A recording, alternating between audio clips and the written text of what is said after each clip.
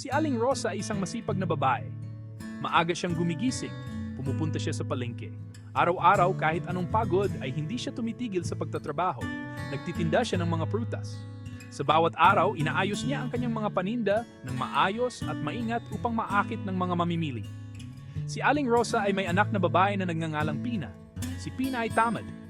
Habang ang kanyang ina ay nagtatrabaho ng husto, si Pina ay walang ginagawa. Hindi niya tinutulungan ang kanyang ina. Kahit na maraming gawain sa bahay at sa palengke, si Pina ay hindi nag-aalok ng tulong. Ang gusto niya lang ay maglaro. Mas pinipili niyang maglaro kaysa tumulong sa kanyang ina. Pina, tulungan mo naman ako. Kailangan ko ng tulong sa pag-aayos ng mga prutas at sa mga gawain sa bahay. Ngunit hindi siya pinapansin ni Pina. Patuloy siyang nagbibingi-bingihan sa mga pakiusap ng kanyang ina. Patuloy pa rin siya sa paglalaro. Napabuntong hininga si Aling Rosa. Sa kabila ng lahat, hindi siya nawawala ng pag-asa. Mahal na mahal niya ang kanyang anak. Kahit na mahirap ang buhay, ang pagmamahal ni Aling Rosa kay Pina ay hindi matitinag. Ngunit nag-aalala siya sa katamaran ni Pina. Iniisip niya kung paano matututo si Pina ng responsibilidad at kasipagan.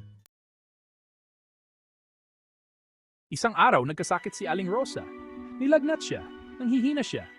Hindi niya alam kung paano siya makakabangon mula sa kanyang higaan. Ang kanyang katawan ay tila mabigat na mabigat. Hindi siya makapunta sa palengke. Ang palengke ay malayo at kailangan niya maglakad ng matagal. Tinawag ni Aling Rosa si Pina. Umaasa siyang matutulungan siya ng kanyang anak. Pina, may sakit ako. Hindi ko kayang maglakad papunta sa palengke. Pwede bang ikaw na lang ang pumunta sa palengke para sa akin? Kailangan ko mga gulay at prutas para sa ating hapunan. Ayaw pumunta ni Pina. Hindi niya gustong iwanan ang kanyang mga kaibigan. Mainit sa labas. Ayoko maglakad sa ilalim ng araw. Gusto kong maglaro kasama ang mga kaibigan ko. Mas masaya ito kaysa magpunta sa palengke. Nalungkot si Aling Rosa. Hindi niya inaasahan ang ganitong tugon mula sa kanyang anak. Kailangan niya ang tulong ni Pina. Ang kanyang kalusugan ay hindi maganda at kailangan niya ng pahinga. Ngunit nagiging makasarili si Pina. Hindi niya iniisip ang kalagayan ng kanyang ina. Napabuntong hininga muli si Aling Rosa. Wala siyang magawa kundi tanggapin ang sitwasyon. Wala siyang nagawa kundi ang siya na lang ang pumunta sa palengke. Kahit mahina, pinilit niyang maglakad para sa kanilang pangangailangan.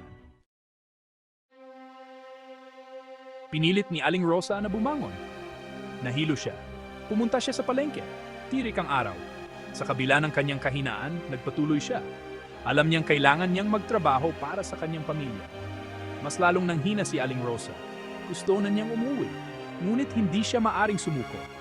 Ang kanyang mga prutas ay kailangang may pagbili upang may makain sila sa hapunan. Ngunit kailangan niyang may pagbili ang kanyang mga prutas. Ang bawat benta ay mahalaga.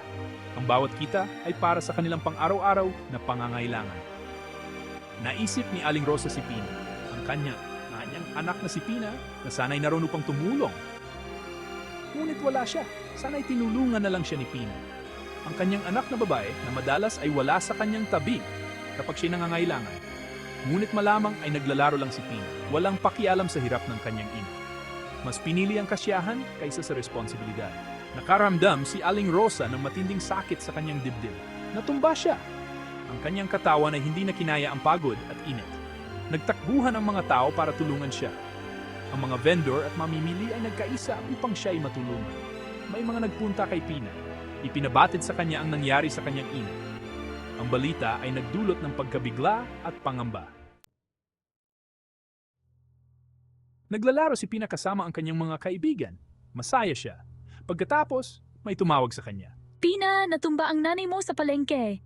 Nagulat si Pina. Tumakbo siya papunta sa palengke. Nakita niya ang kanyang ina na nakahiga sa lupa. Pina, sinuway mo ako, nanghihinang sabi niya. Hindi mo ako tinulungan. Ngayon, ako ay sinumpa. Magiging kamuha mo na ang prutas na ayaw mong ibenta. Pumikit na si Aling Rosa. Wala na siya. Umiyak si Pina. Niyakap niya ang kanyang ina. Pinagsisihan niya ang lahat. Biglang nakaramdam ng kakaiba si Pina. Ang kanyang balat ay naging magaspang. Ang kanyang katawan ay naging bilog. May tumubong mga dahon sa kanyang ulo. Si Pina ay naging pinya. Namangha ang mga tao. Ngayon lang sila nakakita ng ganoon. Dinala nila ang pinya sa palengke. Ibinenta nila ito. Ang pinya ay matamis. Ito ay makatas. Paborito ito ng mga tao. Natuto na si Pina, ang pinya. Nalaman niya na mapaging tamad ay may kahihinatnan. Nalaman niya na mahalaga ang pagsisikap. Nalaman niya na mahalaga ang pagsunod. At kaya, ang alamat ng pinya ay naipasa sa bawat henerasyon. Ito ay naging paalala sa lahat ng mga bata. Tulungan ang inyong mga magulang. Magsikap, maging masunurin. Dahil kung hindi, baka kayo maging pinya rin.